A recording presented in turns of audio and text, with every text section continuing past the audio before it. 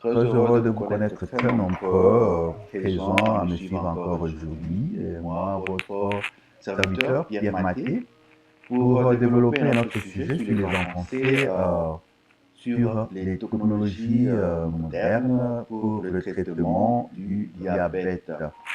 Voilà, comme vous connaissez très bien, le diabète, c'est une maladie très connue et qui pratiquement est la conséquence d'un déficit de production de l'insuline ou alors d'une utilisation inefficace de l'insuline produite au niveau de l'organisme.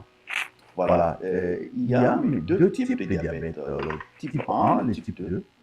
Et le type 1 est généralement traité par une administration intensive de l'insuline, tandis que le type 2 est surtout géré par l'administration des médicaments oraux et un régime alimentaire et surtout une recommandation d'exercice pour diminuer le poids.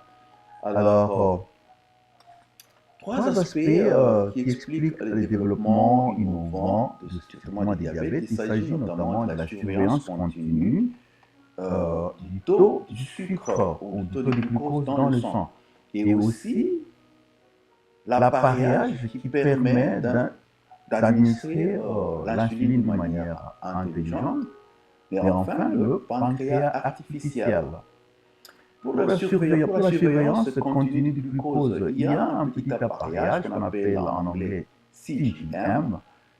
Cet appareillage, il s'agit des capteurs qui sont placés sur la peau et qui ont la capacité de faire de transmission des signaux du taux du glucose et qui peuvent être interceptés par un récepteur qui peut être juste une application. Cette surveillance se passe à temps réel. Donc, à tout moment, le malade est en mesure de connaître ce taux de glycémie. Et notre avantage, c'est que lorsque les niveaux sont trop bas ou trop élevés, les niveaux du sucre, quand ils sont trop élevés ou trop bas, il y a un signal, une alerte qui est transmis et qui permet la gestion efficace de la maladie du diabète. Il y a malheureusement certains défis qui viennent en ce qui concerne ces technologies, qui sont notamment le coût. Le coût n'est pas nécessairement accessible par tout le monde. En plus, il y a le fait que cet appareillage nécessite un calibrage continu, un calibrage régulier par des experts. Et enfin, il peut se passer, il peut arriver que le malade présente des irritations cutanées et qui peuvent être pratiquement pas acceptables par le malade. Suivant cette petite vidéo qui va nous expliquer un peu en détail comment se passe ce système de surveillance de glucose en temps réel. De la glycémie est un élément important et continu de la gestion du diabète. La norme est le test de piqûre au doigt intermittent, mais pour certains, cela ne suffit pas. Il existe plusieurs circonstances dans lesquelles une surveillance fréquente ou continue est bénéfique. C'est à ce moment que les systèmes avancés de surveillance de la glycémie ont du sens. Les systèmes avancés de surveillance de la glycémie peuvent aider les personnes atteintes de diabète à mieux stabiliser la glycémie, à réduire les complications, à minimiser le risque d'urgence et améliorer la qualité de vie. Il existe deux types d'appareils avancés de surveillance du glucose, MG Flash et Continu ou MGC. Les utilisateurs de MG Flash peuvent scanner leur glucose à tout moment. Ces appareils présentent les tendances et modèles qui guident les décisions concernant l'alimentation, l'activité et les médicaments. MGC fait tout cela et transmet régulièrement des données à un appareil de réception qui peut également être consulté à distance par un soignant. Une alarme est déclenchée lorsque la tendance du glucose est trop basse ou trop élevée. Les systèmes avancés de surveillance de la glycémie peuvent bénéficier à certaines personnes atteintes de diabète de type 1, de type 2 et gestationnel. Les deux systèmes peuvent être surveillés à distance par l'équipe de soins du patient. Ces appareils peuvent être idéaux pour ceux qui veulent éviter une glycémie élevée ou basse grave, qui ont besoin de l'aide d'un soignant, qui ont besoin de surveiller plusieurs fois par jour ou qui sont atteintes du diabète et sont enceintes. Voilà, très très impressionnant, une très belle technologie qui est déjà sur le marché et qui permet un bon suivi de ce diabète, une maladie qui est pratiquement dévastatrice et connue très bien dans le monde. Voilà, cet aspect. Et passons maintenant à une autre nouvelle technologie. Il s'agit des pompes à insuline intelligentes. Il s'agit des dispositifs portables aussi qui sont programmés pour administrer l'insuline et adapter les doses selon le taux de glycémie d'une manière intelligente. Cela pratiquement améliore la gestion du diabète en ajustant des doses d'insuline.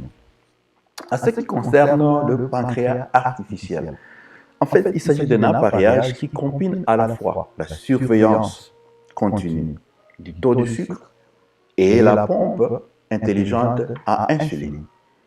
Et ceci permet pratiquement une bonne gestion d'hypoglycémie et d'hyperglycémie. Suivons une petite vidéo qui va pratiquement expliquer en détail comment fonctionne une pompe à glycémie. Voilà, une pompe artificielle, un pancréas artificiel. Une sorte de système intelligent, préprogrammé pour répondre aux besoins spécifiques de chaque organisme. C'est un système qui est capable de modifier le débit d'insuline selon des tranches horaires prévues par le médecin.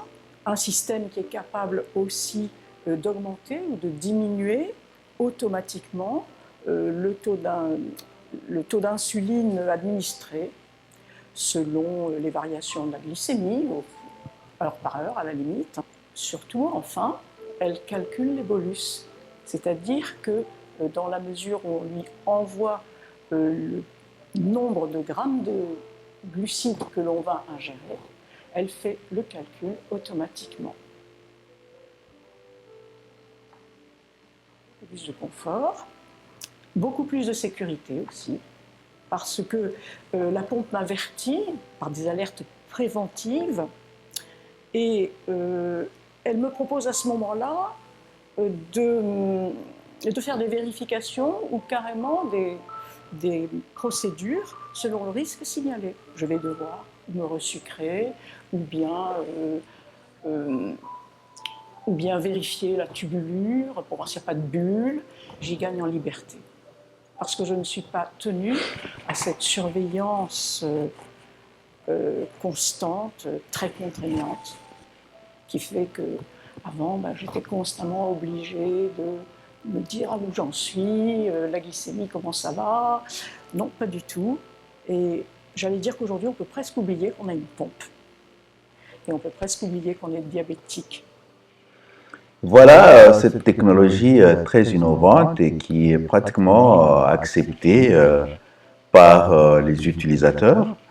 Et donc voilà, nous allons continuer pour parler d'autres avancées technologiques.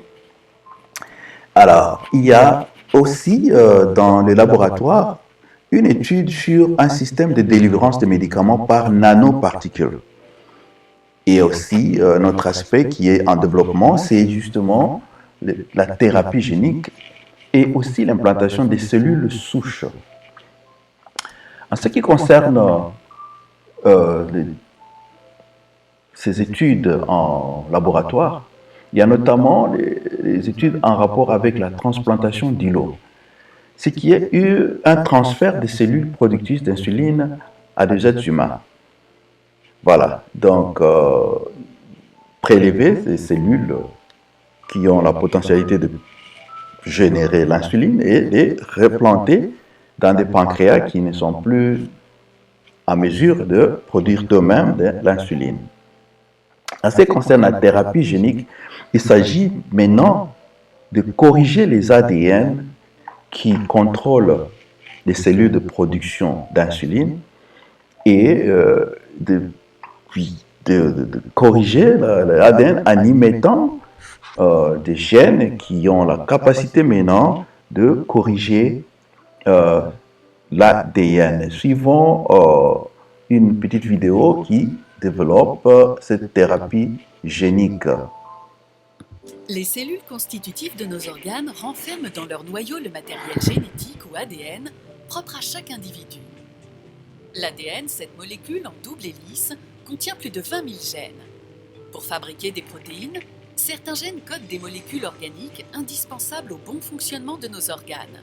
Les gènes sont composés d'un alphabet à 4 lettres: A, T, C et G. Une erreur ou mutation au niveau de l'alphabet des gènes peut donc provoquer un dysfonctionnement des protéines ou empêcher leur fabrication. Ces protéines, incapables de remplir leurs fonctions, sont à l'origine d'une maladie. Pour soigner ces maladies, l'homme a recours à la thérapie génique. Celle-ci consiste à introduire un gène thérapeutique dans la cellule pour permettre à la protéine d'être correctement synthétisée. Pour ce faire, les scientifiques utilisent la caractéristique naturelle qu'ont les virus de pénétrer une cellule cible pour y déposer leur matériel génétique. Ainsi, des virus auxquels on a retiré le caractère pathogène et ajouté des gènes médicaments constituent de véritables transporteurs thérapeutiques.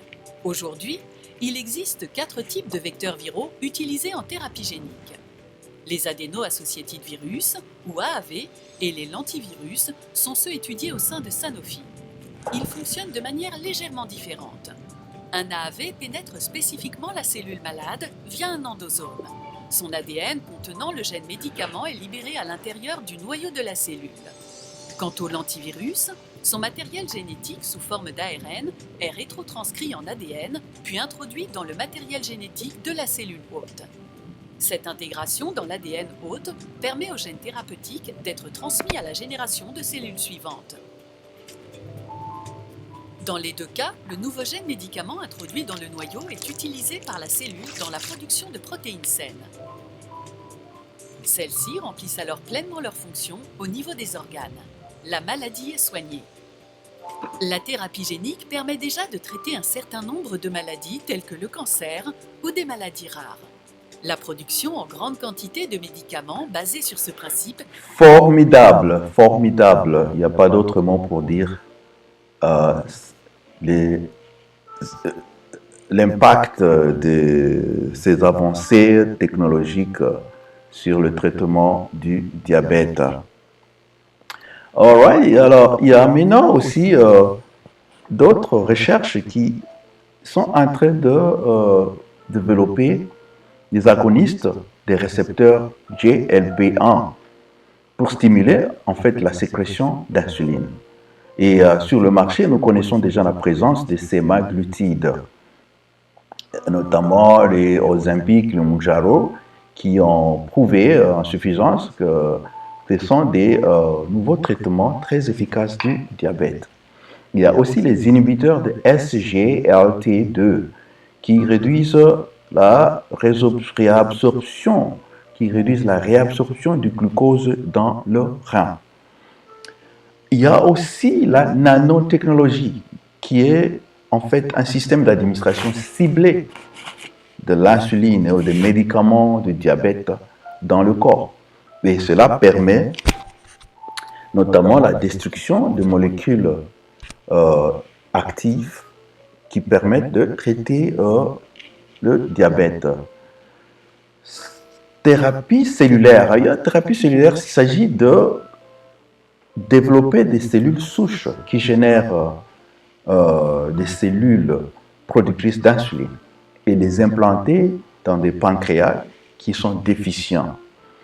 Voilà, donc nous pouvons voir une petite vidéo qui explique un peu en détail l'utilisation de la technologie de la nanotechnologie.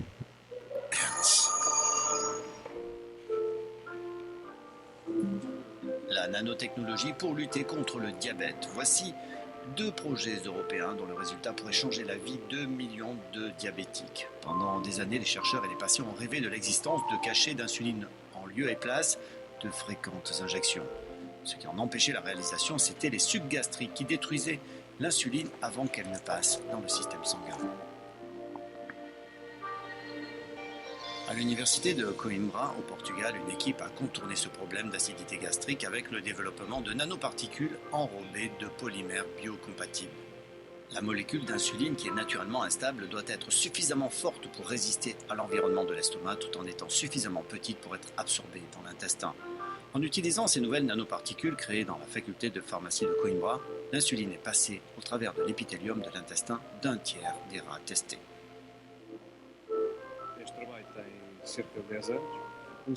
Cette recherche a été lancée il y a une dizaine d'années. Nous avons découvert le mécanisme du passage de l'insuline administrée par voie orale dans le sang. Lors de ces récentes études, nous avons pu obtenir une très bonne biodisponibilité de quelques 30% d'insuline orale, alors qu'auparavant elle ne dépassait pas les 5%. Après des tests sur des rats, les nanoparticules seront testées sur des animaux plus grands avant d'atteindre la dernière étape des tests cliniques. Les chercheurs pensent que ces médicaments très attendus arriveront sur le marché dans moins de 10 ans. Cette petite plaquette qui présente des aiguilles est un autre exemple de technologie qui pourrait changer la vie des diabétiques. Chaque micro-aiguille est dotée de son propre détecteur ou nanofil qui est complètement invisible à l'œil nu. Cette technologie permet au sang d'être constamment analysé. Elle a été mise au point à l'université de Swansea, au Pays de Galles.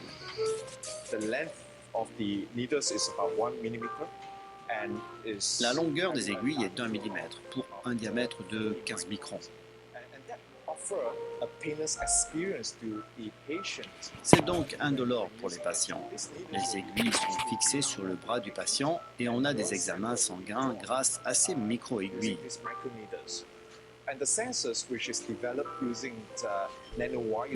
Les détecteurs qui comportent des nanofils sont intégrés dans ces micro-aiguilles et cela offre une détection indolore du glucose dans le sang et un contrôle continu de ce glucose.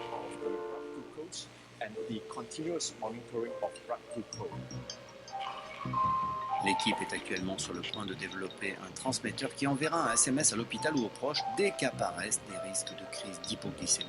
Voilà sur cette technologie de nanotechnologie qui est très impressionnante. Merci encore d'avoir été patient jusqu'à la fin de cette présentation. Donc, les technologies médicales de pointe transforment le traitement du diabète au jour le jour. Il y a aussi le fait que le futur est très prometteur. Très prometteur. Et voilà, et nous espérons que un jour, le diabète sera totalement contrôlé et, au besoin, pourquoi pas, éradiqué. C'était un réel plaisir. Nous souhaitons vous revoir encore dans nos prochaines présentations. Au revoir et à bientôt.